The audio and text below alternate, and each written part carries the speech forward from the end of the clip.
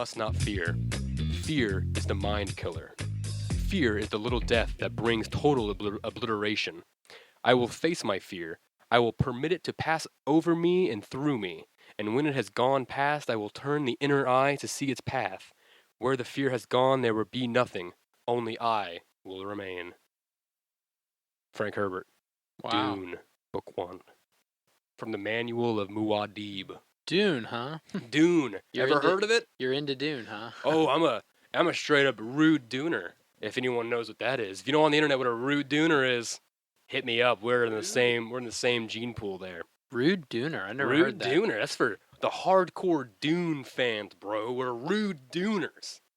Look up the last podcast network, Dune casts. They do a whole like thing of Dune, and I've listened to that like 5 times because I'm such a fucking big Dune fan, and I just bought all 6 books just now. Yeah. Well, not just now, but like after I watched the trailer for Dune Part 2, I went ahead and bought all 6 books because I was like, well, the movie's coming out in November.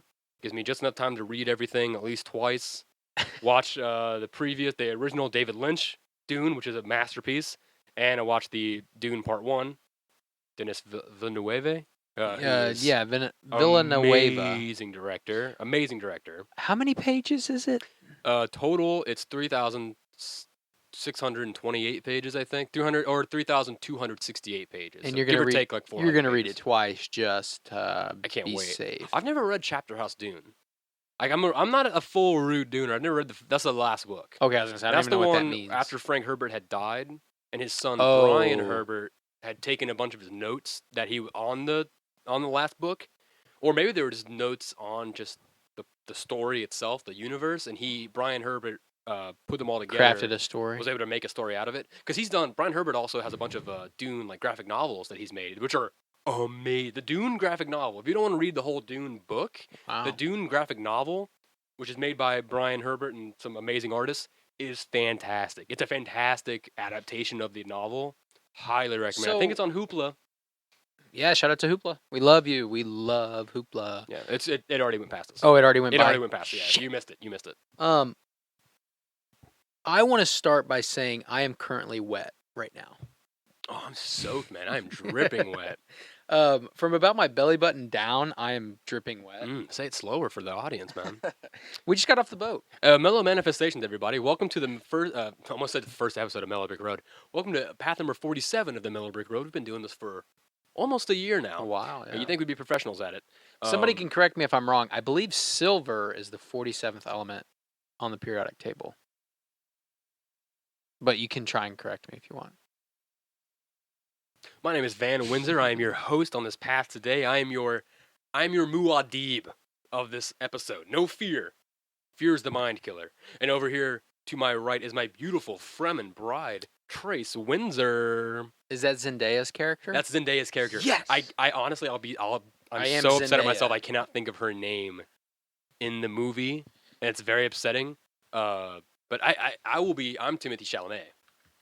Chalamet Ding Dong. I'm him. Chalamet Ding Dong. I am the Paul. I'm the Paul Atreides. Who's Oscar Isaac's in it? Shawnee. Shawnee is their name. Huh? Oscar Isaac. He plays Duke Leto Atreides. He's Timothy Chalamet's father.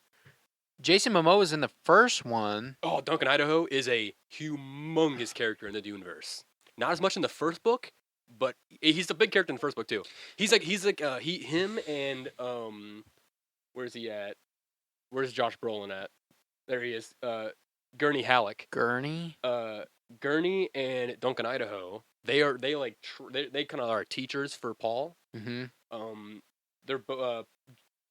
Gurney is more like fighting, defending yourself, and not Josh Brolin. Duncan Idaho is more like a friend for Paul. He's like an older brother almost. So like Paul really looks up and idolizes Duncan Idaho because he's also like the best fighter besides Gurney Halleck in the entire Atreides army. Can you go back up to where Christopher Walken is? Who is he playing? It just says his name because I also looked at that. I think I heard that Bautista? You know what? I think I heard that he is the Emperor. I think he is.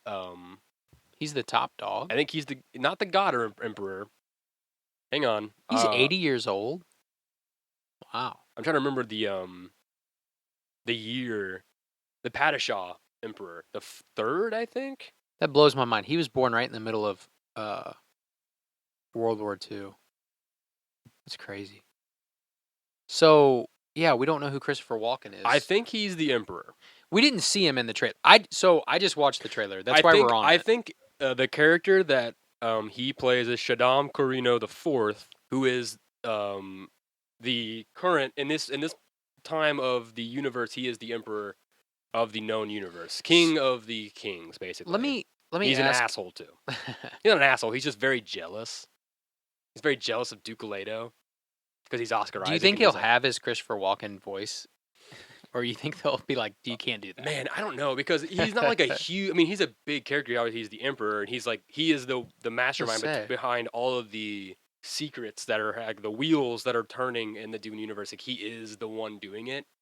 He doesn't get a whole lot of screen time, I don't think, because it's a lot of people like talking about that happening in the books at least. So I don't know. I hope he's in. I want to see him as the emperor because I think Christopher Walken. Honestly, I think he's a good emperor. If he's the cast, I think he's a good cast. I think so. I think everyone in this is cast. Oh my gosh, the cast is incredible. The cast is so good. And this is for the first one. This is. I mean, it says the first one, but he's in the second one.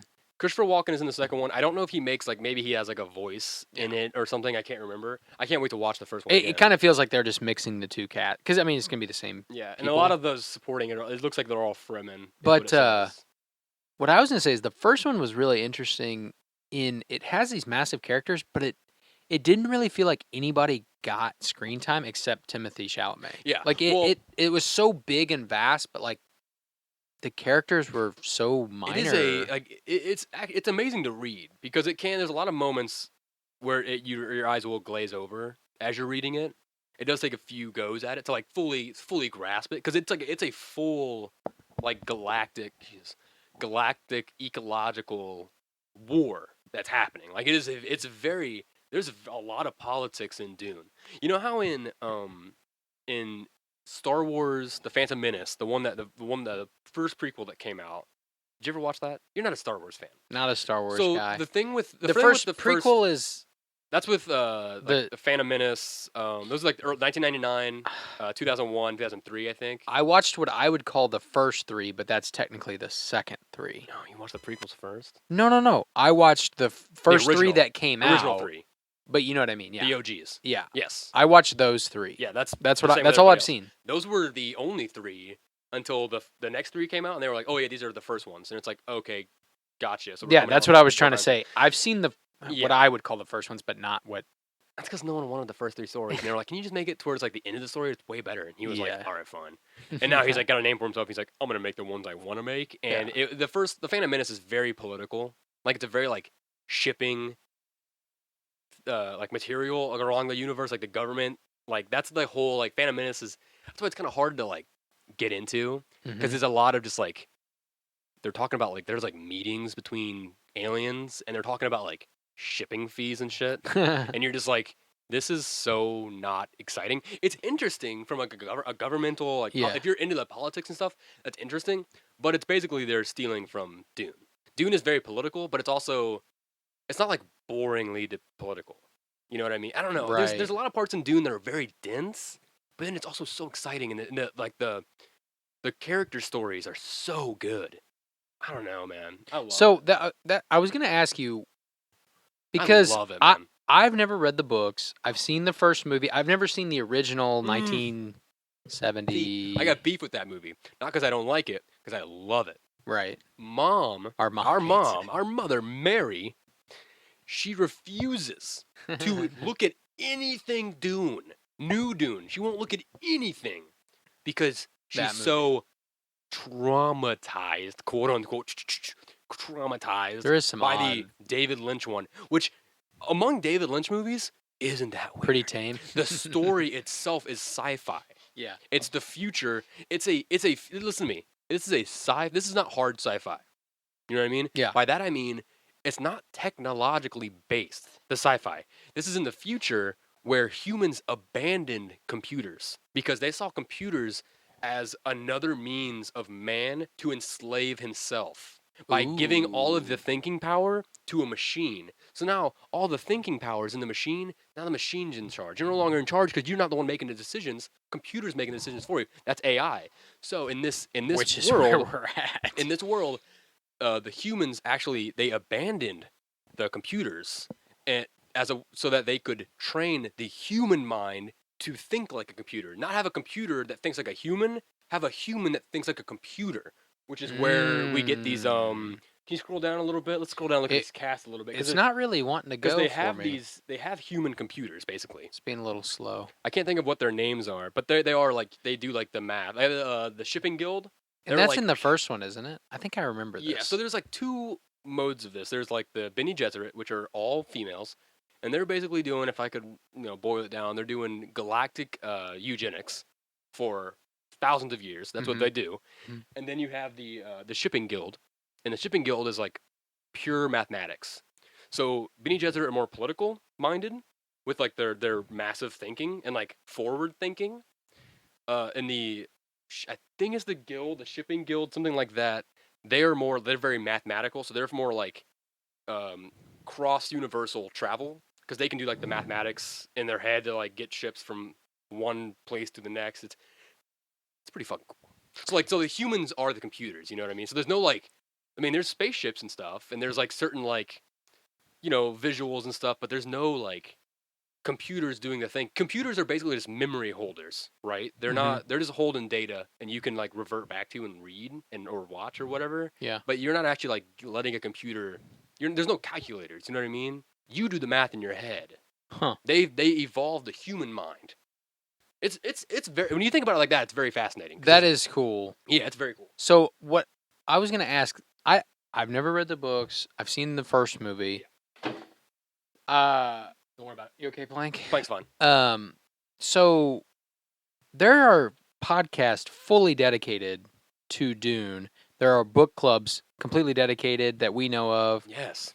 Like, it sounds so simple, but what is it that makes it so like rereadable, and why is it so big? So the first one is I believe this is still true. It's the best-selling sci-fi novel of all time. I believe. Came out in the 70s? Earlier? Maybe the 70s. That sounds right. I can't fully remember. But, I mean, if that movie came out in 74, 72, whatever it is, I would... Right. Yeah. I would guess close to that. That's not even... There's another adaptation that I wish existed that didn't get existed. It's Didn't get existed. Jodorowsky's Dune. Jodorowsky. Apostrophe S. Jodorowsky. A director? Very like David Lynchy, kind of like does his own, very artistic, very symbolic. There's a documentary out there, everybody, called Jodorowsky's Dune. All right, watch this documentary because he had the whole storyboard for it designed. He had the studios, he had the artists, he had the costume designers, he had the writers. Everything was done. It just didn't get pushed through.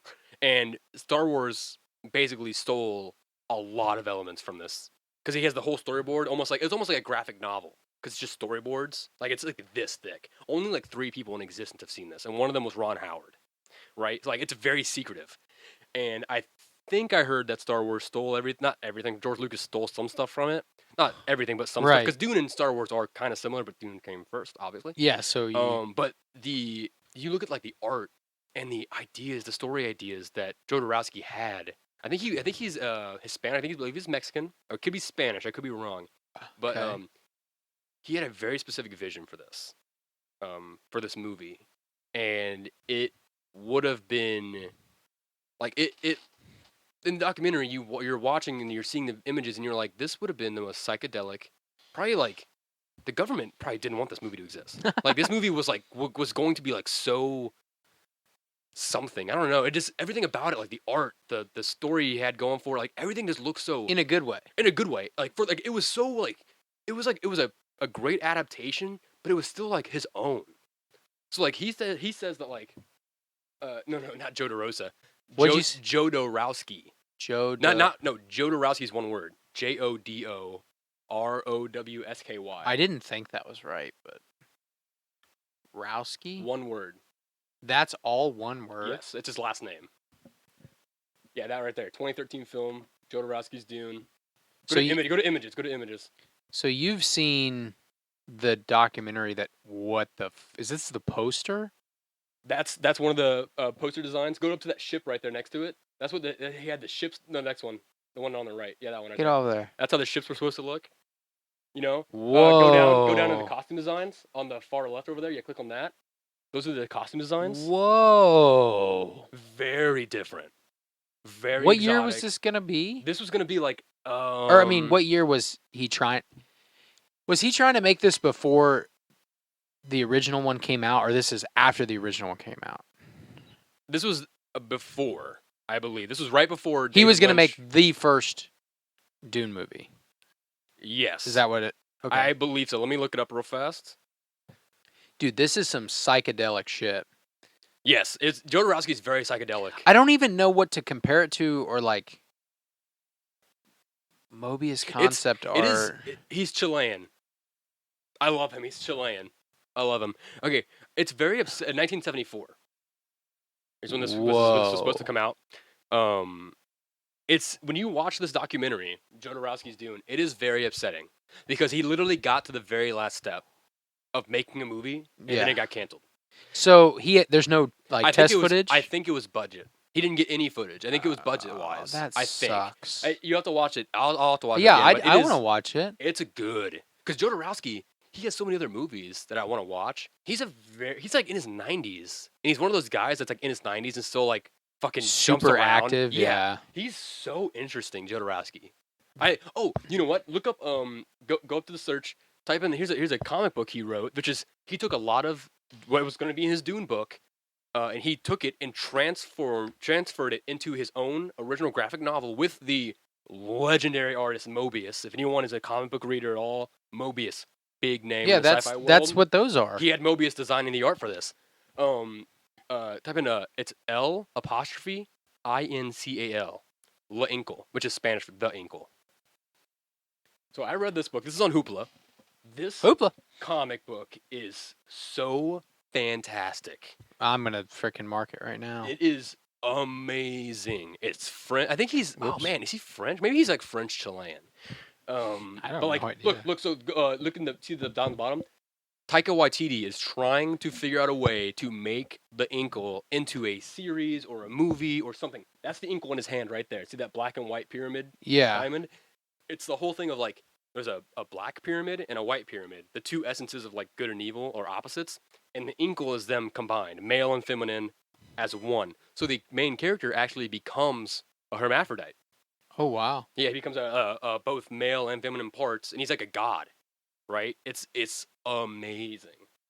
It does look good. Jodorowsky is a very artistic. He's one of those like everyone steals from this guy.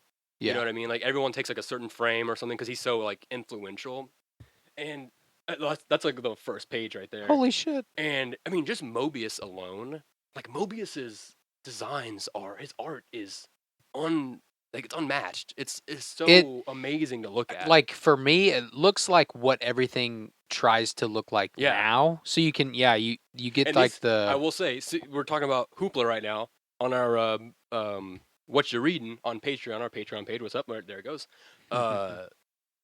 The Inkle, I believe, is one of those books that is like EX maybe because there is a little bit of nudity in it. What does EX stand for? I was gonna say extreme, but that's not right. Crap. Not extreme. EX. Explicit? Explicit, yes, thank you. So that it just means it has tits in it, probably. So, I mean, that's no big deal. But no, the Inkle is so good. Highly recommend it. I think there's a few volumes of it. 1970s comic book. Yeah, okay, there you go. Look at that. It's just Alejandro. It's like Blade Runner, Fifth Element, and The Matrix all combined into one. You know what I mean? Which means all three of those things took elements from this, probably. Because it's a very famous comic book from the 70s, I believe. 76, maybe.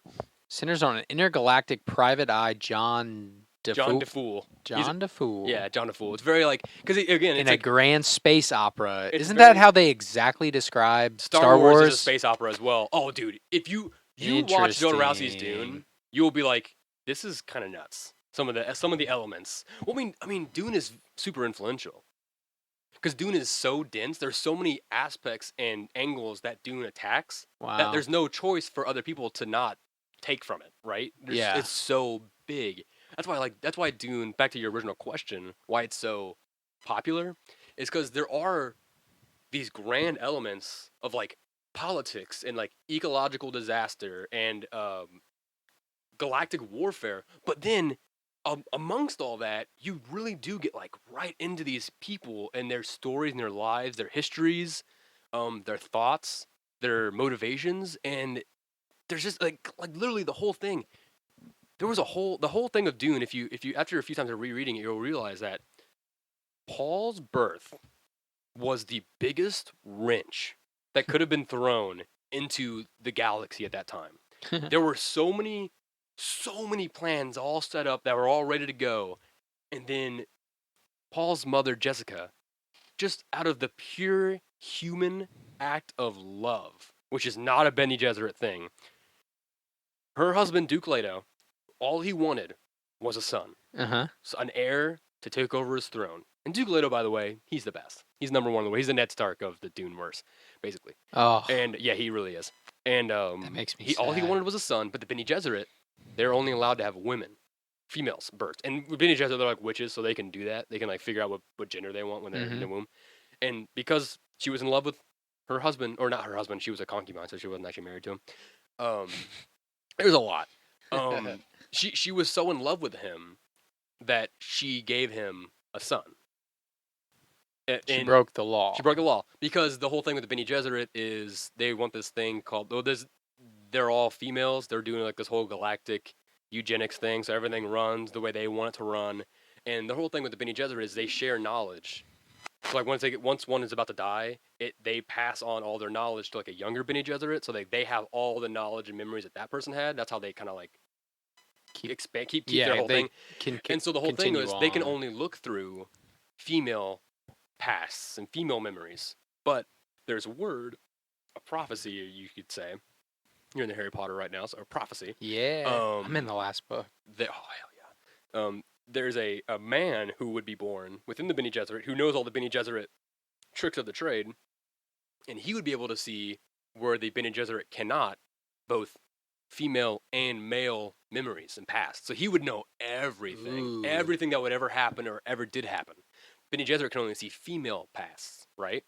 So that's the whole thing is Lady Jessica gave birth to Paul, a boy, and she wanted him to be, like secretly, she was like, I don't want him to be the Kwisatz Haderach, because he is a male born. A Kwisatz Haderach meaning? Kwisatz Haderach, which is a male Bene Gesserit. Okay. Like a male witch. Okay. The same way. He has the same thing that they have, which Harry is like Potter.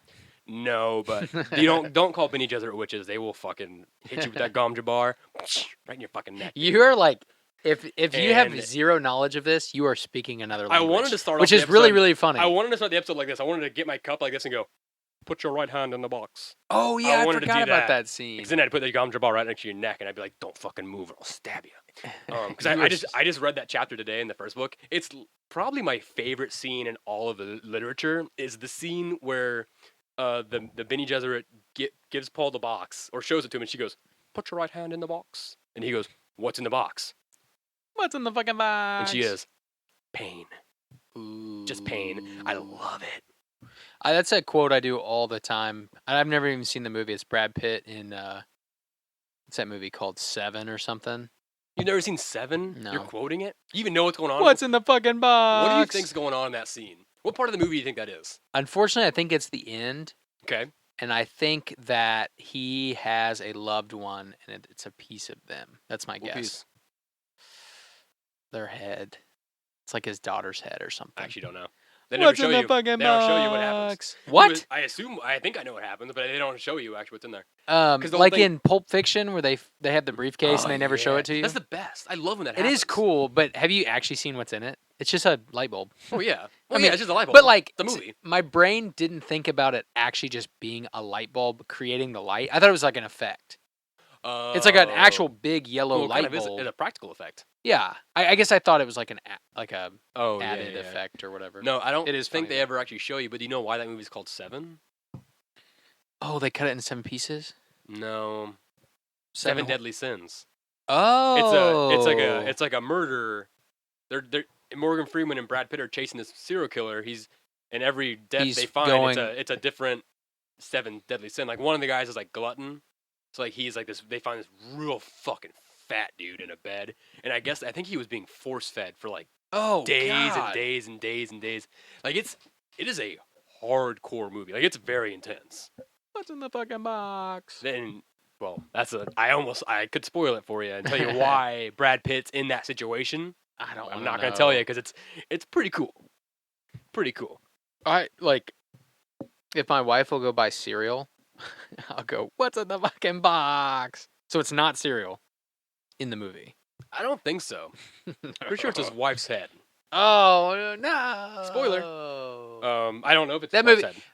That movie came out a long What's your time ago. opinion on spoilers? I don't give a shit. That movie's been out for fucking Here's 15 the thing, years. But you know me, I'll watch a movie that I've seen a million times, and I always will try to watch it as if it's the first time. Like I'll laugh at the same joke just as hard. I'll go, Yeah, like yeah. a character will go, "What's that over there?" I'll go, "What is that?" Because The fuck? it's fun to like get into it. Yeah. So like even if I know what's gonna happen, you gotta try to pretend like you don't know what's gonna happen because Yeah. it's just if you know what's gonna happen, why are you even watching it? It's ruining it for you. So like right. I don't know if someone spoils it for you. But there's like studies that say that the spoiler effect is actually the opposite. Knowing the ending makes it more interesting because your brain's trying to figure out How it gets how to you're that going to end. get to that ending. Yeah, see, I don't like that. I don't prescribe to that notion of looking up. Like I knew someone that No, always I don't look that read shit the up. last page of the book, Yeah, that's it. and I'm like, you're an idiot. Don't do that. I want to know how they got. I'm to just. the end. I'm This like, gives me but anxiety. it's way more entertaining if you don't know what's gonna happen. You're Yeah. like, how? Like, okay, I'll give you an example. I was watching One Piece the other day, which is an anime. Mason was telling me to watch it, so I was watching it. Shout out Mason. Shout out Mason. So Mason. Stick your feet out that window. And he's a rubber man. Okay, he can stretch his body and blah blah blah. Cool. But don't worry about it, as long as he needs it to be. So there's a part where he eats his fruit, which gives him these powers. But also he gets these powers, and once you have the powers, you can no longer swim. Right? Okay. Okay, it's a pirate show. Gotcha. Very dangerous for a pirate to not be able to swim. Right. So there's a point where he's fighting a bad guy, and the bad guy, it's an anime, so he gets his feet stuck in the ground. The main guy's name is Luffy, the rubber guy. He gets his feet stuck in the ground, like in the concrete, and he can't get him out. And the bad guy, it's a comedy. The bad guy walked over and he he's like super strong. He like puts his hands like in the concrete and like picks the whole like slab of concrete up that he's standing in. Right. So now he's like holding up Luffy too, and he throws him in the water, and it's concrete, so it sinks, right? So you're like, oh shit, and he's like 100 feet down, and you're like, oh, he can't swim, and he's stuck in the concrete, so he's fucked. I know what he does. What they do, what do you think he does? He just stretches 100 feet up. Well, he can't. When he's in the water, he can't move. Oh, okay. It's not a whole like he can't like. It's not like a whole like he's flapping. He just can't move at all. Okay, gotcha. So what they do is they go down there, and they don't know that he can stretch yet. Really, some of the townsfolk, they go down. They're trying to like break this rock. They can't break it obviously because they're so deep underwater that the hammer can't like get enough speed. Mm-hmm. So they find out he can stretch, and one of the people knows he can stretch. So he goes down, and he's like, "I got a plan." And I'm watching this. I have no clue what's gonna happen.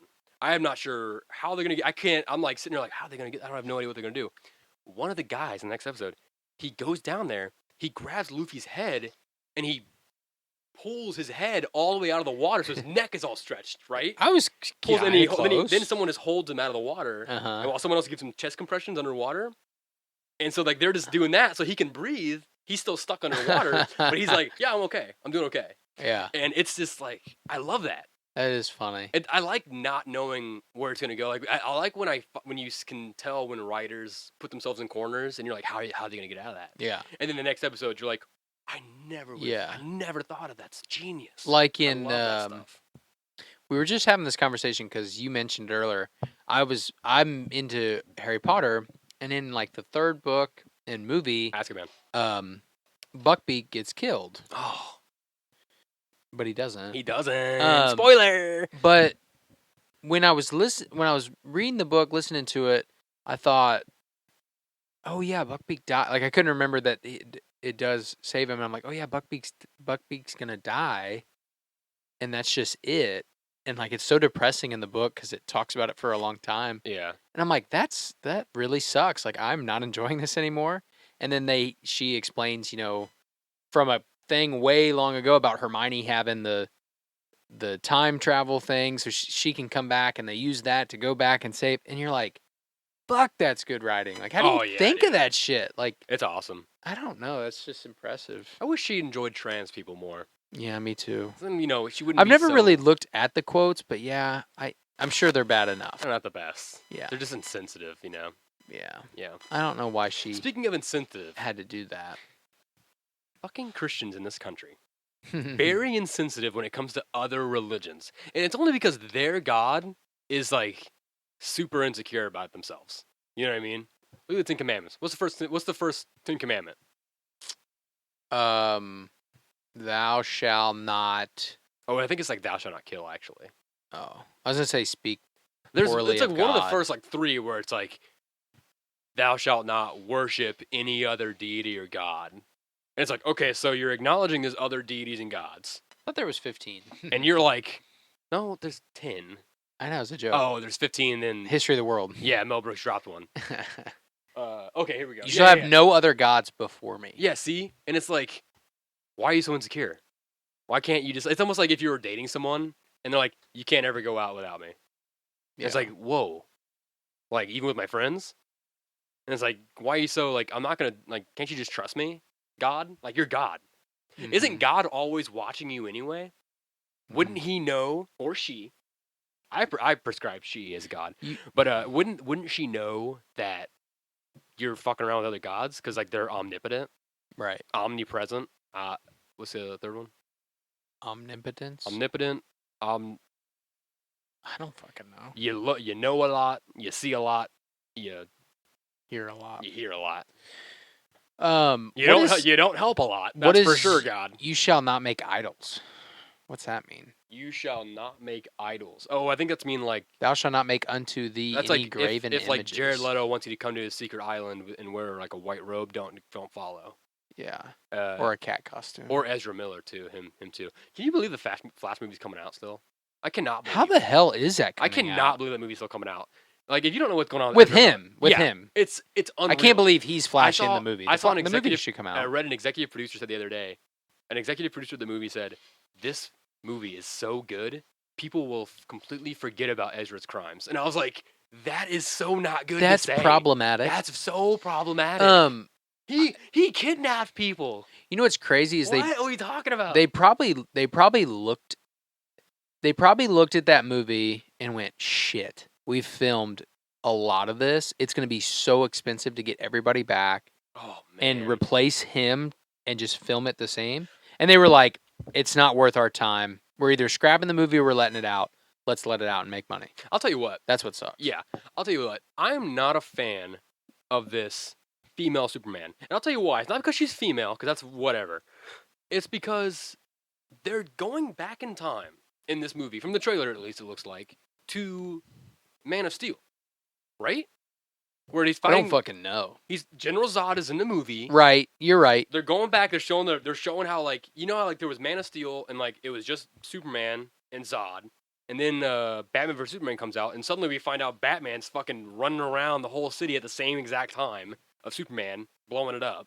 Yeah, so now all of a sudden, I guess we're gonna find out that like not only that, but like Michael Keaton was also there, which I really hope Michael Keaton is like Thomas Wayne. I hope they don't just make it like 1989 Batman, which they definitely will. But I wish he was like a Thomas Wayne like Flashpoint thing, where it's like, oh, Bruce dies and then Thomas Wayne becomes Batman. Yeah, I hope that's what it is. There needs to be some sort of explanation. Batman's doing not 70 years old. They're only doing this because of what happened in the last Spider-Man movie. This the success from that, you mean? They're bringing in the old... Oh, let's bring in an old franchise Batman. Yeah. Michael Keaton, everyone loves him. Remember when they brought back Willem Dafoe as almost a Joker, as Green Goblin? We could do the same thing. Yeah. I bet fucking Danny DeVito Penguin is in this fucking movie too. I mean, I'm still gonna watch it. I'm gonna enjoy it probably because it's Flash and I love Flash. Yeah. But like, it's just the whole movie is gonna feel weird. I'm not gonna fully enjoy it because I'm only gonna think about Ezra Miller. It's gonna, as soon as I see his face, I'm gonna get taken out because I'm gonna go. This is so weird that this movie exists. I remember a year and a half ago, I thought they weren't gonna make this movie. I thought they were gonna just cancel it.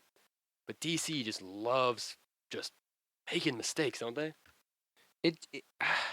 Why? I don't understand. I like Ezra Miller. Remember I liked. Perks of Being a Wallflower? Yeah. He's great in that. What else? He was good in the Harry Potter movies, the Fantastic Creatures, Fantastic Beast. Fantastic Beasts. We Need to Talk About Kevin. That's a good drama, good thriller. Oh man, I don't know. Wait. Oh, never mind. Some people also What's larceny? Stealing? Larceny? Yeah. Petite larceny? Petite larceny. I think that is Small theft.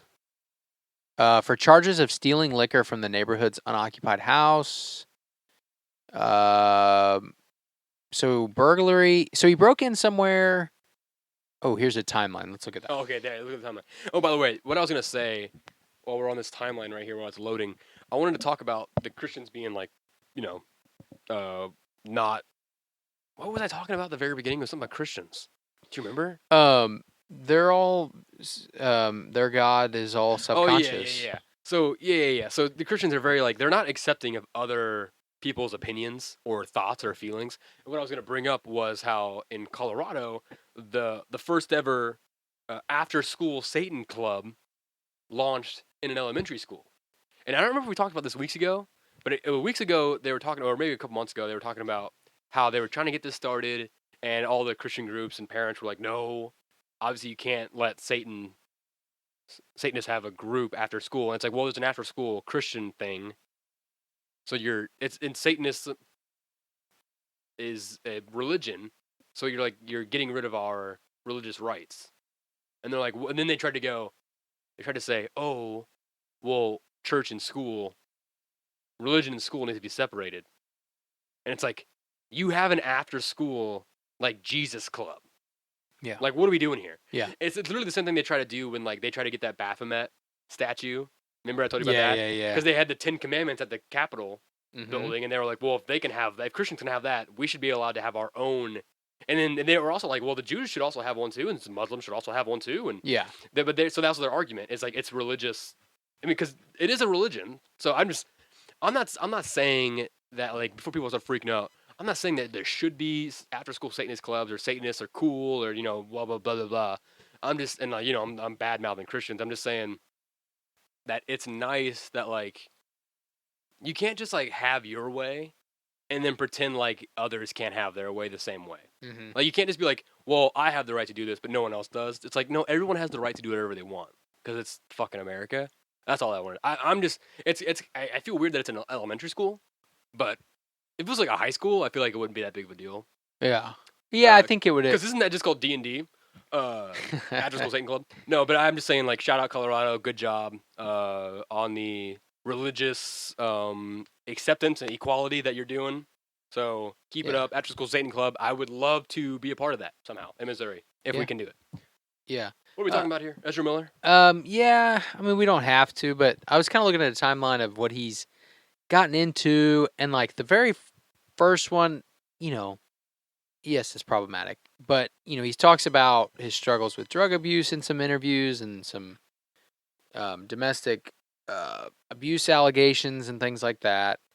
And then there was a fan incident where he was meeting with a fan and they said to smell their breath to be sure to see if it stunk, and he just kissed them on the mouth without asking for consent. Which is really strange. Why would you ask them? Why would you blow your dirty breath in someone's mouth, though? It's a weird thing anyway. Like, that's a weird gray area. That person probably loved it, so it's like... That's a weird... Well, and I'm not going to assume that. I'm just saying... Yeah. She was probably like, oh my God, okay. That's a weird... I would never go up to a celebrity that I was, like, into. I would never be like, hey, does my breath... I don't even do that when I go into the store. I wouldn't go, hey, clerk, what's my breath smell like? That's for no one else's business. Yeah. If it smells good, maybe you can smell my breath. But, like, why would you test it on a celebrity? Yeah, underage stuff. I mean, it's just like... I don't identify... Wait, what? I don't identify as a man. I don't identify as a woman. I barely identify as a human. Oh, I remember him saying that. Okay. He's very androgynous. given wine as an underage. Hey, want to be in a movie about gay revolution? And I was like, no, you guys are monsters. What is he talking about? That's what he said? Yeah, they're just kind of collecting things that he said in like the same interview that were like, what is he talking The about? grooming allegations is what I That's was talking that about. I was saying there were some like little things where you're like, okay, maybe don't do that. And then he got into so it was during Yeah. COVID. Yeah, him beating up that woman. Yeah, he punched a woman in the head. I remember that video before it got deleted. Oh, you want to fight? That's what you want to do to a woman in a bar. She appears to be jokingly readying herself for a fight.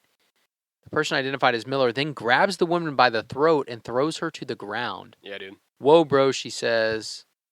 No, whoa, bro, says the person filming. Pushy fans confront Miller, and Miller physically attacks the woman. He's escorted from the premises. Yeah, what was the... So everyone, don't forget, Flash is released, what day is it? This weekend? I don't know. Comes out soon, The Flash. The trailers are all out. I can't wait to see it. You know what trailer I haven't seen is the Guardians of the Galaxy 3 one, because I just don't care as much I about almost went the other Marvel. night. He said it's pretty good. I almost went. It did not get very good reviews when the trailers first started coming out, but now it's making like tons of money, but it's also a Marvel movie, so like they get tons of first day sales. Yeah, I was going to go... I can't wait for to see that Marvel train slow down. Because they've already said they were going to pull back on like releasing so many movies and TV shows each year, which is like, thank God, finally. But that's also because they were getting yelled at by their artists. And they were about to they were probably going to have a huge like graphics designers strike. Let alone a WGA strike. Like, hey, by the way, full support to the writers out there in LA, New York, everywhere you are, Atlanta, anywhere you're writing right now. Fuck those AIs. Fuck fucking dumbass influencers for trying to get like short, dumb content and getting paid millions for that. That's bullshit. SNL writers. Yeah. Hell yeah, you guys deserve way more pay than you get. Your hours are crazy. And I'm not going to directly call anybody out, but any of you fake fucking talk show hosts and people that are on shows that are out there with them just so to make your image look good, but you don't actually care because you're mad that they're there because you're missing work, fuck you. You just don't get it. Yeah. Yeah.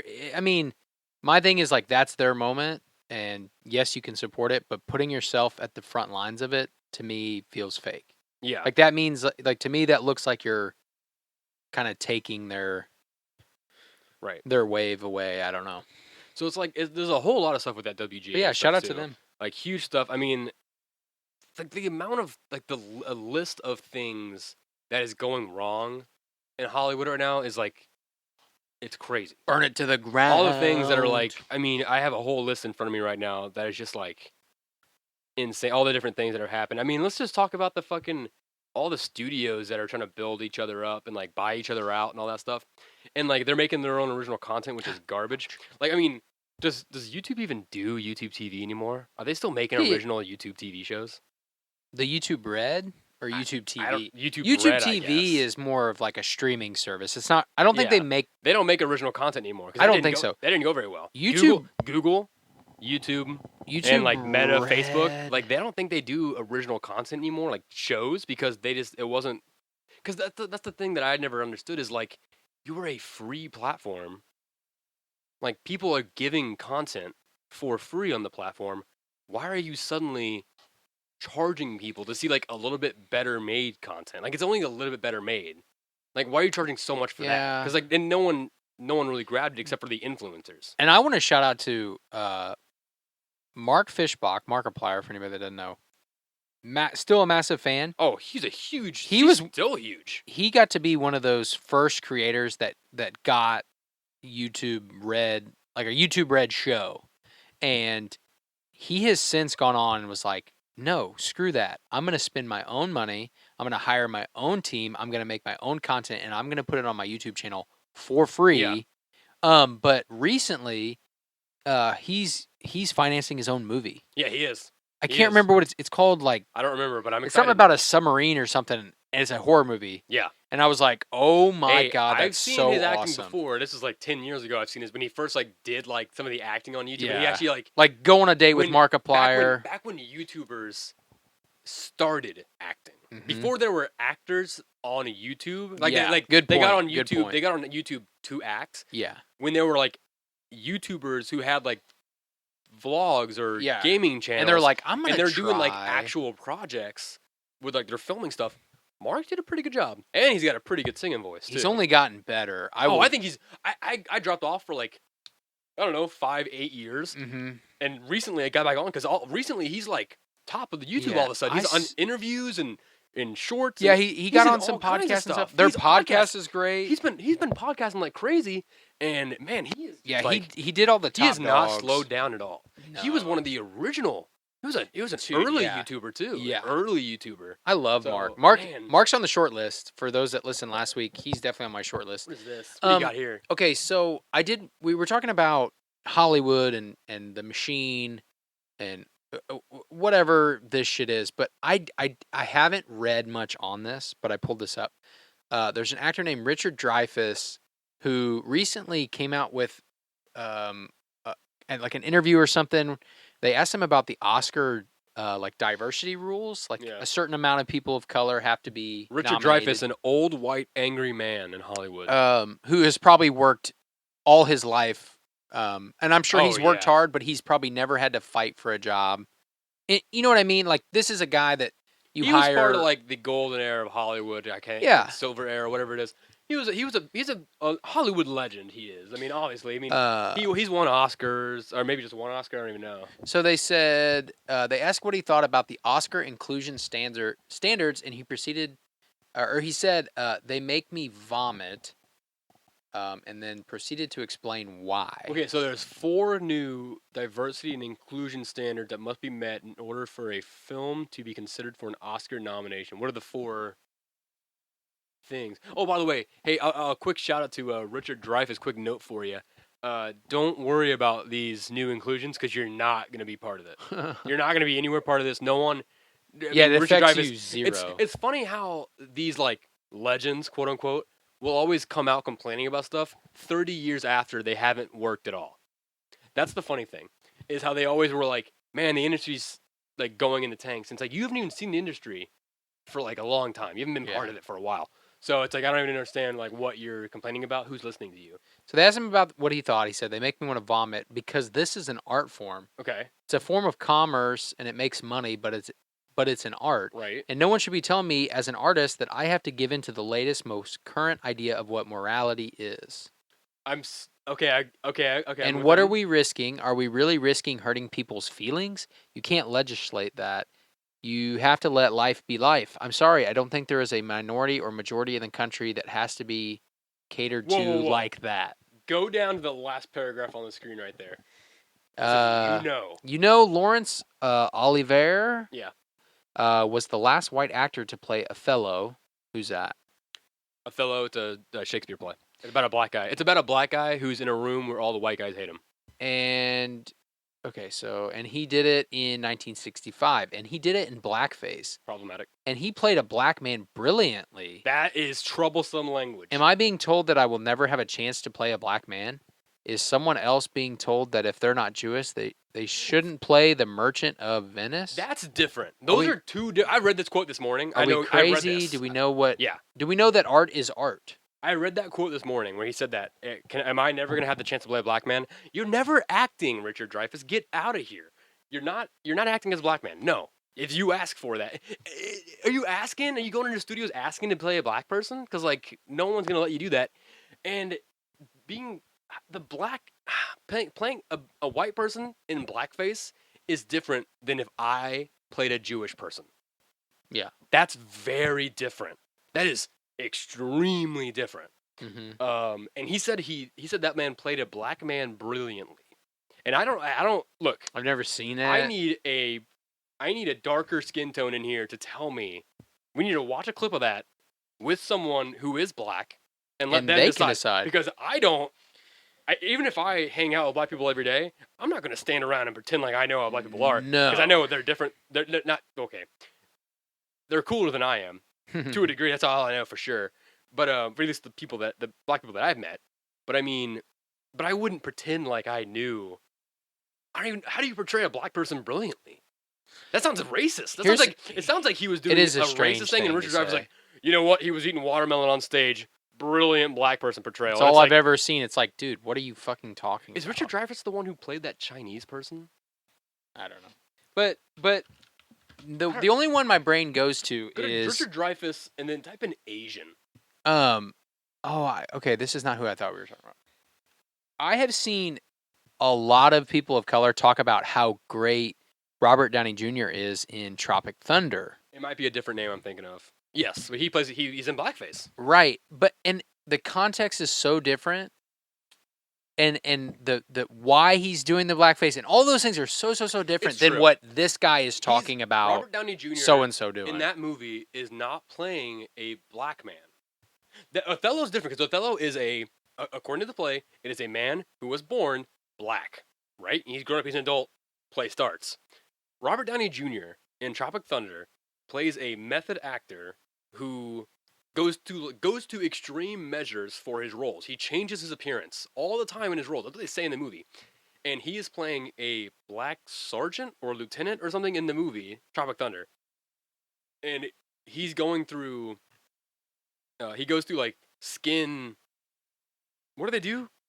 They like I don't know. They put him. It shows like clips of like a hospital, but I'm pretty sure they just paint his face. I was gonna say like dark brown. It was gonna like tattoo like mahogany or stain something. his face. But like that's because they tell you in the movie that it's a white guy who has got himself surgically changed for this role. Yeah. I don't know. That's a very muddy water But right there. what I was gonna say is, people of color praise Robert Downey Jr. in it. Yeah, They do? I've seen interviews of them talking about how great it was and how many people didn't know that it was RDJ. Is it like, because I didn't know but here I didn't know it's that. still.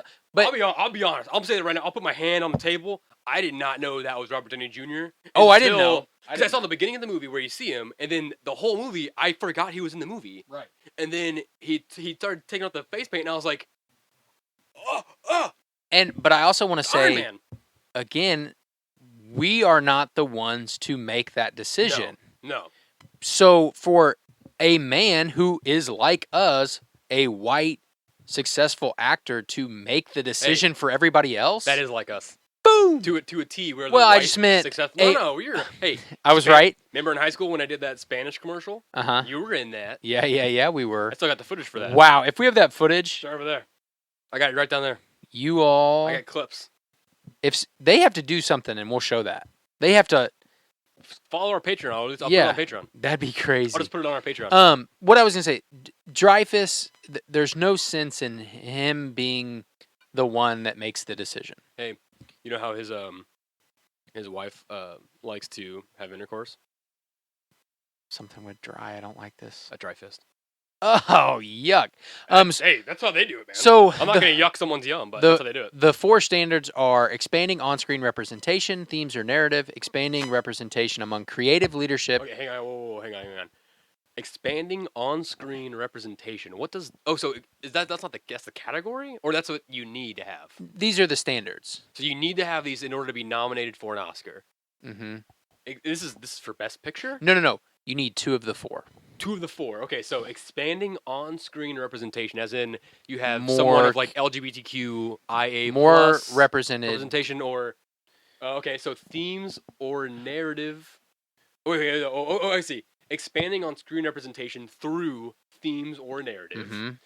So not just telling white stories. Okay, yes. Which there's a Christmas movie that came out, I think 2 years ago, that is an all-black cast. It's an original Christmas movie. It has nothing to do with anything else. Fantastic movie. It's got a lot of actors in it who I can't think of, and now I'm on the spot and I'm starting to sweat. Let's move on to the next one. Well, let me say this: yeah. if you like The Wizard of Oz, go watch The Wiz. Oh, dude. If you like The Wizard of Oz, go watch The Wiz. Go watch The Wiz. It's easy. You can find it anywhere. Find the soundtrack. It's great. I love that movie. It's great. Let's see. Expanding representation among creative leadership and department heads, as in more black or female, Producers, Asian producers, directors, gay producers, trans Uh-huh. producers, stuff like that. And then we have providing industry access and opportunities to underrepresented demographics, as in someone who is applying for a writer's job or pitching a movie or a show who is not a white man. I think when they say representation, that's what I always think of. Anything that's not a white, straight man. Mm-hmm. which sucks because that's what I am. But we've had the fucking pedestal for so many years, and I'm more than happy to hand it over to whoever is. If you're better than me, take it. If you're better than me, take it. That's my thought. In these scenarios, you have to pick the person that's the best at the job. Yeah. So even if they don't,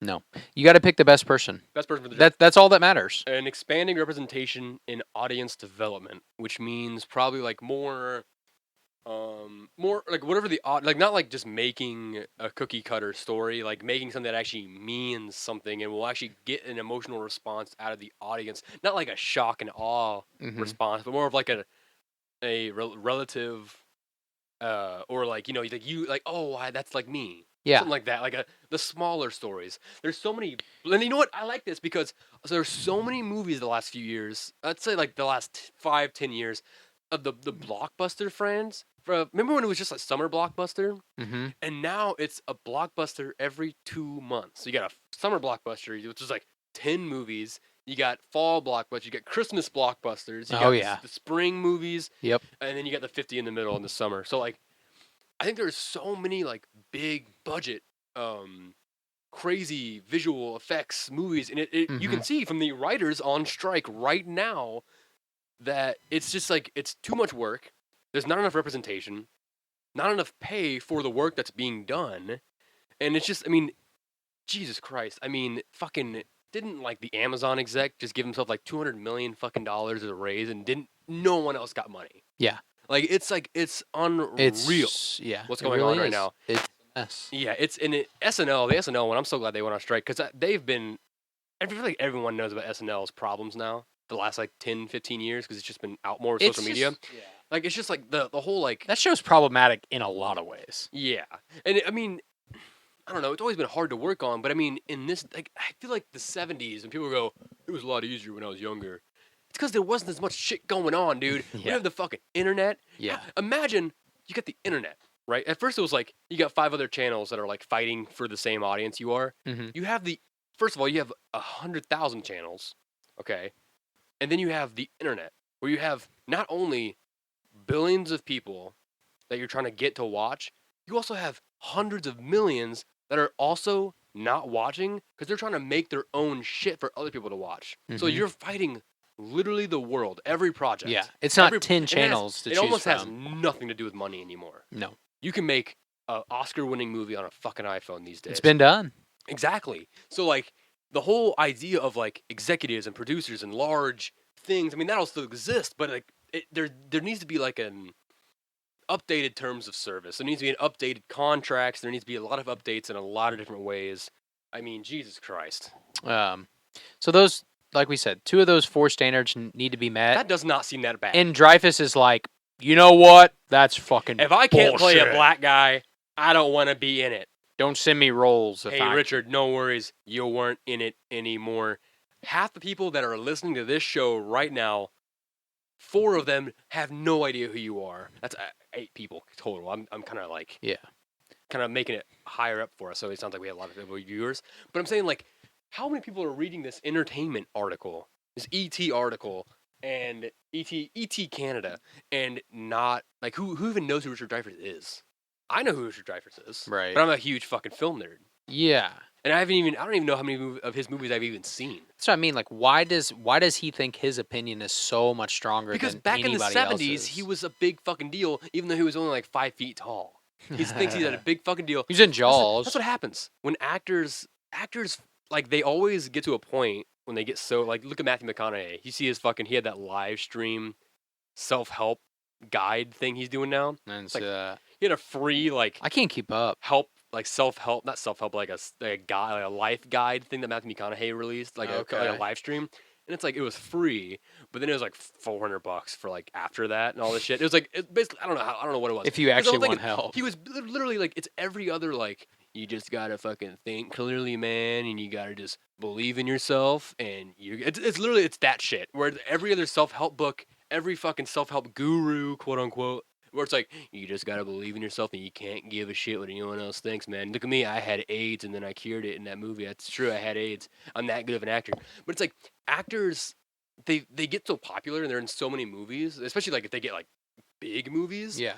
that they think that like I don't know if they think that they're the character who said all those big nice words that like moved people, but like you're not. You are literally a mannequin You're a human vessel. being who we put clothes on and we give you we put thoughts in your head to think. I mean, I'm not saying that actors aren't like people that think and have inner lives and probably are very, they're artists, but like you're an act your job is to say and Deliver a do what line. other people say. Your job is to be a robot. You are the actors are like the first step in AI, Yeah, right? yeah. Where it's artificial intelligence. They may have like memories and thoughts and things they can say like a computer, but it's artificial because when they're on screen, everything is programmed for them. The words they say, the movements they make. Right. Sometimes they can improv, but sometimes they don't. Everything is like not they don't make the choices. It's the directors, the producers, it's the whoever, the writers. So like it's weird when actors are like, "Oh, I have the key to success because I have hundreds of millions of dollars." But like you do, and it's like you didn't get that because you're a fucking philosopher. You didn't get that because you know how to live life correctly. You got that because you're classically attractive in some way. Mm-hmm. You're charismatic, Mm-hmm. and you're really good at reading. Yeah. Your memory is stronger than most, That's it. and your ability to recall is strong. It's like I would put comedians, stand-up comedians, over actors in like societal thoughts, because comedians, at least comedians, are actually like taking stuff from Observant reality, of the real world, observing rather and than sitting back, See, they bring the real world into their. and they're commenting on it. They bring using the humor. real world into their work. Yeah. Actors bring their work out into the real world. Yes. And it's not a That two-way street. Right there. The comedians, that's an open lane. Yeah. The actors think it's an open lane, but it's like that's not how that fucking works. Man, Movies yeah. don't translate to the real world always. They You don't can- always You can translate. be inspired by a character you play, but don't forget to pull your head out of your ass Yeah. every now and then. I think that's what happens. Actually, that's what it is. It's not like actors are bad people or whatever. People just sometimes they get so full of themselves, and you get yourself. It doesn't. I feel like it always happens when you don't realize it. Mm-hmm. You get yourself trapped in an echo chamber. Mm-hmm. You're surrounded by people that Mhm. only say yes to whatever you say. And I feel like at the beginning you definitely don't notice that happening because you have your friends and like your allies and whoever, and then eventually you don't realize how crazy you're starting to sound if you're in an echo chamber, because eventually subconsciously whatever I say is gonna go, because whatever I say is cool because I'm Matthew McConaughey, but like it's not. You can run for governor of Texas, but don't become like a fucking weird guru. Yeah. I don't give a shit what you do politically, but Yeah. don't go online and pretend like you're giving like free life advice to help the everyday Joe or Joanne like improve their lives. I'm sure in some way or another that could help people, like, wake some people up, like, kind of kick the attic in their head, jumble up some dust, get the cobwebs off, they can maybe figure out what they need to do. Right. But I don't know. I don't know. I don't know if it's like, I don't want to. I'm about to say something that's gonna sound really like shitty on my part. I was like, I don't fall for that shit. You know what I mean? Oh yeah. I'm not saying I'm like too Well, smart for that. I'm not saying I'm smart. I'm just saying like I don't know. I don't know if it's because I've read so much about cults or like I bet I'm sure it's genuine. I'm sure Matthew McConaughey believes himself to be doing good things for people, but like when you charge like $400 to the average Joe. Yeah. Like, what do you like? Who is really paying for that? Is it the average Joe that's paying for that? The Midwestern farmer who is paying for that, or is it the actually needs fucking help? California bitch 3 houses down from you Mm-hmm. that does it? That Or, just like, wants to be close to you. For The people that are fans. It's the people that are fans. See, Yeah. the people that when they first release this stuff, it's all the fans that first go out. And I've always been like contrarian, where it's like I don't like what everyone else likes. Like. You know what I mean? Like, used to be. I still am. Oh, I guess I used to be. No, I still. I don't am. know if you said used to be, but I you still still am. are. To a degree. I mean, I still like some things. Yeah. But I don't jump with everybody else. I take a second and I like observe and I analyze and then I will go if it looks good. Right. You know what I mean? Like certain things like Rings of Power, the Lord of the Rings show. I jumped into that. Yeah. House of Dragon. Haven't Still done waiting it. on that. Still waiting on that. They lost a lot of money. HBO did on that, so I'm still like waiting to see how it goes. But like, there are so many things I mean, I feel like, I don't know, everyone does that where it's like, oh, something comes out 5 years ago, and you're like, oh, I just finally watched it. Because you heard it was good, but you just didn't. Yeah, Either you're busy or you're like, ah. I mean, it looks okay, but like everyone, Right. I just feel like when everyone starts freaking out about something, I immediately go, it's not that good. No, it's Same thing probably with not. like in Missouri where everyone goes, if people freak out when they hear like rain is coming in this fucking state for some reason, and they go, oh my God, rain is coming. And then for a whole week, they hear that like we're going to get like a tornado and rain and all this shit.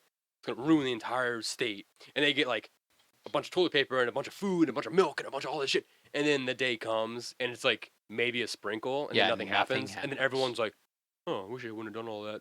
Yeah. And it's like, yeah, you shouldn't. You're an idiot. Like, be cautious and be prepped, but don't make it like, don't go overboard. I guess don't like go too far because then you're gonna start buying like a bunker and you're gonna start, which I don't know. I feel like if I had the money, I would be one of those crazy people because it's just like all the shit I do see like nukes and global war, and I'm like, I wish I had a bunker right now, but I just don't.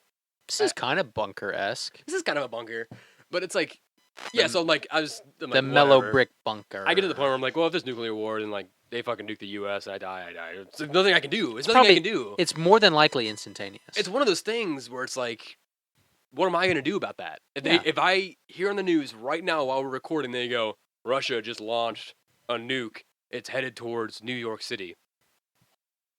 It's gonna hit in 5 minutes. I guess I'd go, let's keep it recording for at least 6 more minutes and let's see Yeah. what happens on the news. Yeah. But like what am I gonna do? Start fucking digging in the ground? That's the scary thing, and also like kind of a relief. Yeah, where it's it's kind like of there is the- nothing when it comes to like that kind of stuff, like global extermination. I'm okay. I don't have any say in that, because that's for like. I mean, no one should have a say in that, but like the people in power, like they're already there, so like they're the ones, unfortunately, that falls have on. a say. Yeah, they're the ones whose shoulders it falls on, and I'm pretty sure everyone that it falls on has pretty weak knees. We don't have very many atlases walking around these days. Yeah, Unfortunately. I mean, we got people sticking soap bars up their buttholes. What? You want to hear talk about that real fast before we? We split probably in? should to get out of this bunker that we just dug. We're done with the show's over. We're over an hour. Like we should stop right now, but we can't because it's too depressing. Yeah, we just depressed. Everybody driving to work's like, oh god, Oh God. there's a nuke going to New York. Okay. There was something. Let's not talk about the poop and the soup in the butthole. We'll save that for next time. Hey, if you're washing yourself with soap, Trace and I learned today that if you're washing in the shower, you should use a rag, or you should lather your hands with soap, and then wipe your hands and your rag all over your body instead of using the soap bar and just rubbing your balls with that. Yeah, I've just been rubbing myself. I just been rubbing my butthole with that. So that's kind of what's been going on in my life. So I think we learned not to do that anymore. Oh, And that's so, funny. one thing I want to talk about I learned is this is in men's health, right? So this is like legit Okay. source for us today. And it's about how your butt can tell a poop from a fart. You know what I mean? Like, this is according to science. It is. Let's see. It's got a mind of its own. Yeah, it's some. I want to see what the line is. It's something in your gut. In your. I want to say. Okay, so when wind or feces enters the anal canal, it will stretch the walls of the intestine, right, activating pressure receptors, and taken back by visceral nerves, telling you that something is inside your canal. The firing chamber. Yes, exactly, locked and loaded. But it's not until it reaches this. It's called the pectinate line. Ah, Okay, yes. That's like right before it gets to your asshole, in your intestines. Okay, it's like the last like 10 yards, right, before the goal line, and it's not until it reaches that pectinate. I think it's pectinate line. Let us know. The stretch receptors. Mellow Brick Road, podcast@gmail.com. Yeah, let us know. Let us know what your pectinate line is. Let us know where it is. It's not until it reaches that line that the stretch receptors become cutaneous receptors, which is like the skin. Okay. Which means from here on onwards, you can distinguish between wind and feces. And I think this is like, I had a joke where it was like, my wires always get crossed on this. My pectinate line must be mixed up because I always end up shorting my pants.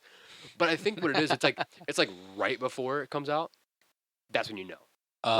Right? It's not like I feel like I'm gonna fart, and then you fart, and then you shit your pants, or it's like, oh, I feel like I'm gonna poop, and then it's just fart. Like before, I think it's like right before you go, like in the last seconds when you're like, ooh, that's like that's got Yeah. some density to it. That's got some mass. Ooh, that's spiky. Ooh, you know when it's spiky? You know what I Right. mean? When it's kind of sharp, and you're like, Yeah, yeah, yeah. my, Oh. it's blood. Yeah, yeah. Ooh, my Oh, whoa, bowl's whoa. full of blood. Whoa. Ooh, you don't ever have that? The blood and the No. poop? No. All right, let's see here. That's where I use the bar of soap in there. Cleans it up, disinfects it. But yeah, so there's like these pectinate lines. I was telling Trace about this earlier. That's why we're talking about it now. Where so like if you do have that feeling in your body, next time it happens, you'll think of us. So every time you have to poop or fart, I hope you think of the Mellow Brick Road. Yeah, if you ever shart your pants, you're gonna be like, oh man, if you shart your pants, I was please listening to let that. us know. I was listening to that podcast and they fucking let told us know me. and send us a picture of your underwear. Let's see what the skid marks look like in there, man. I want to see. You know what I mean? mellowbrickroad.podcast@gmail.com, or just send me a DM on at Van Winter on Instagram. You know, or you can send it to the Mellow Brick Road podcast Instagram, I guess. But if you want to just send it to me, I don't mind. Send me all your poop pics. I don't mind at all. Oh my. You want any poop pics? T-Dub Projects on Facebook? No. You actually don't. Before we end, because we are a little bit past time now. I do want to say, thanks for joining us on this path. I'm sorry we went through a lot of like weird turns. Don't forget to watch the new Dune trailer. Yeah. The new Dune movie. If you're into Dune, please let me know. I want to talk about it with someone because I love talking about Dune. It's the only thing I love talking about. Don't forget to follow us on our Instagram and Facebook, Mellow Brick Road Podcast, all that. Follow Trace on T-Dub Projects. Yeah. I want to talk about your whittling because you white. have been trying out the whittling. Yeah, so if you watched the last episode, Van gave me a whittling kit for children. Can you send me a picture of what you've already whittled, and I'll put it on the show? Yeah, I'll do it right now while I'm talking. Okay, cool. So, my birthday was Friday. The episode came out on Wednesday. My birthday was on Friday, so Thursday night I broke the book out. I got some of the knives out. I put my gloves on, my anti-cut gloves or whatever you call them. And was working on like a little wizard guy. So in one of the books, there's like a wizard, and I should have kind of known the wizard in the book is on like a very thin piece of wood, like a little tiny thing. Yeah. And all I had was like a block. Like even the smallest one in my little kit was like a block. And so I worked on it for like 2 hours. It was like 11 o'clock at night, and I had to work the next morning, but I was working on it, and something happened. I was working on his hat, and it broke a little chunk. Gosh, that looks terrible. And the knife just went through. Should I show it? I don't know if you do can. it. I guess, what do we say? Trigger warning, I guess? If you're not really blood. Cut warning. Wounds, I guess. I mean, it's like right there on his... Oh, God, you can see it's darker than your fucking wedding ring, dude. Oh, my God, it looks like you're wearing a finger, like a ring on your finger. You won't be able to tell, but it is really gnarly. Oh, it's gnarly, man. I don't like it. So I feel bad. 11 o'clock at night. Well, it was crazy. I had those gloves on, and so when I did it, I was like, oh, fuck, that was lucky. And I was like, looked down, and you looked down, already turning red. Your tip of your fingers leaning, like hanging off. And then I'm like, oh, shit. 11 o'clock at night, my wife's already in bed, so I'm walking through our house. We have fucking white carpet in our bedrooms between the bathroom, and I'm like, oh, my God, I got to get over there. So I'm like trying to make sure it doesn't drip blood, and it just, oh, my God, it would not stop. So did you get in the shower or something? No, I just ran under the sink. Oh, that's a good idea. Just forever, and then I kept it above my heart. Ah. So if you go to T-Dub Projects, you'll see. But so by the time I got back to him and kept going. I started Hell again. Yeah. That's the way to do it, man. I just need different gloves. I need like chainmail gloves. I feel bad. No, the gloves were shit. I need like. Well, I guess they're for kids, maybe. So like maybe like. I don't know. I was being. I can honestly say I was being a little bit aggressive. Maybe you're just too strong. So then, I came back. I finished him, and so by the time I was done, it was my birthday. But I had finished him, so it was his birthday as well. Oh. So on my Facebook, if you go look, I wished him a happy birthday. I gave him the gift of life. He gave me a scar on my finger. Is he alive, like Pinocchio? Yeah, he talks to me when I'm sleeping, or like sleeping. He's like my little. He's like, hey, you sleep right now. And he whispers little, like, he talks about like the running river, and he's like, that caveman's not gonna get you tonight. I got you tonight. Yeah. Oh, okay. He's like a protector. Yeah. Oh, He's that's like good. He's a kind of really like good protector. Dumbledore. Did you have any nightmares? Not yet. Since the podcast, I haven't had one. Look at that. I was doing Since some the podcast research that we on talked that. about it. We might do it next week. I was doing some research on that, and I want to do more because I was trying to like really look into it. But yeah, we should get that sleep studies scheduled up. I have one scheduled. Not scheduled. I've talked to. okay. I've talked to the To the people about it. Is it at a hospital or? There's one near us at a nearby hospital, or you can do a take home interesting. test. They give you like a kit. They hook you up to it, and then you sleep, and then you have to go first thing in the morning with the equipment, and then you get the results off of it. So I've kind of discussed with them about it, and I've discussed about getting my teeth pulled. All of them? All 32, 36, whatever 32. There is. Or I guess, wait, do wisdom count as the... I don't know. That's what I was getting ready to say. I don't know if it's 32 with the wisdom or 30. Let's spend the last as it minutes as over. It cuts to black, we'll be counting our teeth. So thank you guys for watching. Mellow manifestation to everyone. Don't forget to always ease on down that road. Peace and blessings. Peace. 1, 2, 3. Here's something in the middle. 4, 5, 6, 7, 8, 9. Here's 10, 11, 12. I have 10 to the back. So in theory, do I have 40 teeth? I have 16 there.